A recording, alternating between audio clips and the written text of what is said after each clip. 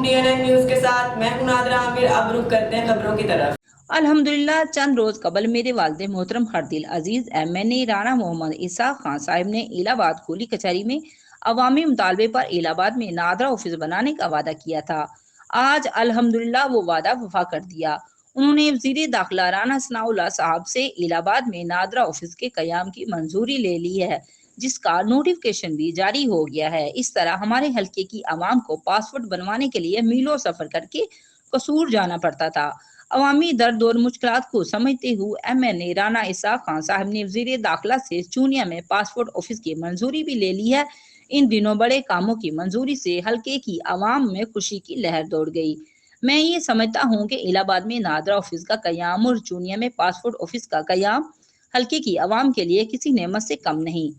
تمام حلقہ احباب کو بہت بہت مبارک ہو. رپورٹ سید شوکت کاظمی، DNN نیوز چونیا.